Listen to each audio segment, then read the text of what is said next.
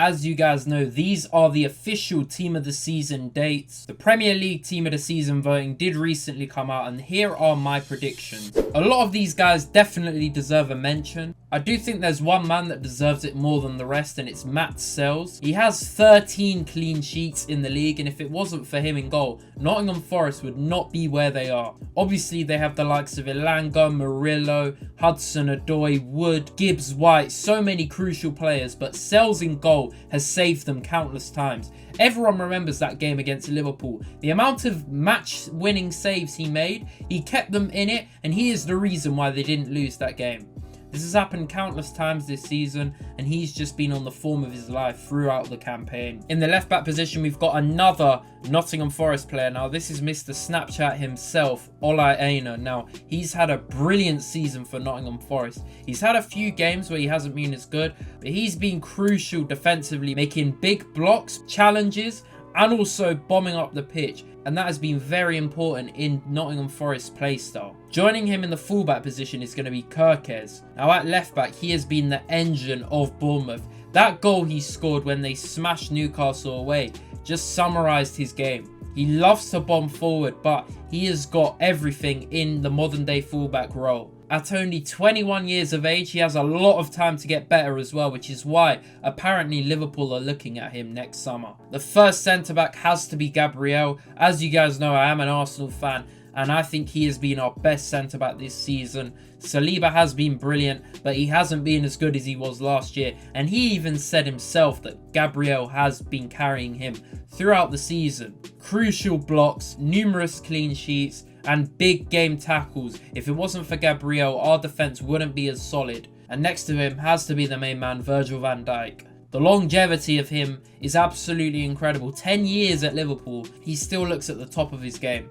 I know he had a terrible game against Fulham, but people were waiting for Van Dijk to have that stinker because the consistency he shows throughout every season is phenomenal. Even as he gets older, he doesn't lose any ability. He's a brick wall at the back for Liverpool, and Konate next to him, it is an elite centre-back partnership. Now, the first midfielder I've gone with is Declan Rice. Champions League recency aside, I think Declan Rice has been crucial to our season. The engine he has, the defensive work, the attacking work as well is incredible. No one knew about his attacking involvement before the last 2 seasons, I'd say. But Declan Rice has absolutely everything in his game. Not only can he take set pieces, he can also drive forward. He's been getting better at his passing, and he can make crucial interceptions. Without him in this Arsenal team, we would not be challenging for the title. Now, joining him in the midfield has to be Bruno Fernandes. If it wasn't for him in this Man United team, they would be fighting relegation. He constantly delivers for them. Big goals, big assists, his all-round game. He's a brilliant player. He gets disrespected because he plays for Man United, but he is a phenomenal player. A really good captain as well, and the stats speak for themselves. He has scored so many goals in a United shirt, it is genuinely impressive. And another attacking outlet in the midfield has to be Matheus Cunha. I know he's been playing up front a lot of the season, but he can play in the attacking midfield role, and he has just been superb. This is serious. If he wasn't in this Wolves team, they would actually be getting relegated. 14 Premier League goals playing for Wolves is not spoken about enough. He can score any type of goal as well, outside the box, inside the box. He is a brilliant technical player, and I would not be surprised if he gets a massive move this summer. The first attacker has to be Alexander Isak. 21 Premier League goals joint with Haaland is absolutely incredible. His all-round game as well, he is a phenomenal athlete. He can dribble, he can do skills, he has the pace to get in behind, and he is clinical in front of goal. It doesn't surprise me that my club Arsenal have been trying to get him for so long, but the price tag on him is not going to be cheap. The next striker I've gone with is Chris Wood. Now, I know a lot of City fans are going to come at me, but I don't think personally Haaland's had a great season.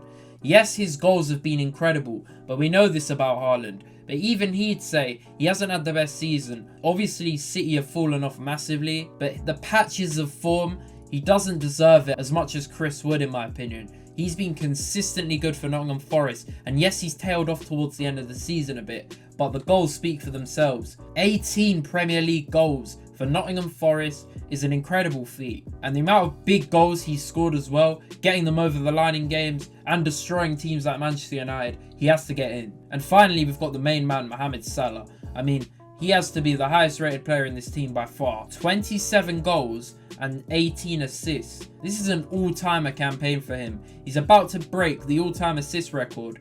And he's got 27 goals. What can't he do? The Egyptian King has just had a phenomenal season here, and he's definitely going to be remembered as one of the Premier League greats. Now, as you guys know, it isn't just the main 11 that gets released. We also get some subs. Comment down below who you think should get a moments card as well. But just on the substitutes, I'm going to be doing this with no bias. The first sub has to be Caicedo. For Chelsea, he has improved massively since his first season. He's been consistently performing at a 7 or 8 out of 10.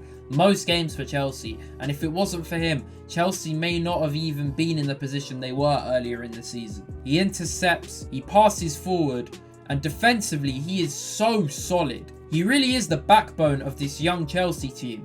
And yes, Chelsea have looked massively inexperienced in the last few weeks, but he's the only player that is consistently performing in this team. Then we've got Brian and Burmo for Brentford. Him and Wissa are one of the deadliest duos in the Prem. 16 Premier League goals, and he's not even a striker. I mean, the stats speak for themselves there. He is just incredible. For Brentford, he has been performing at such a good level. At only 25 years old, he still has time to improve as well. And moving on to another midfielder, it has to be Alexis Mac Allister. A lot of people were surprised that I didn't include Gravenberch, and the reason for this is I thought Gravenberch was going to get an amazing season under his belt, the way he started.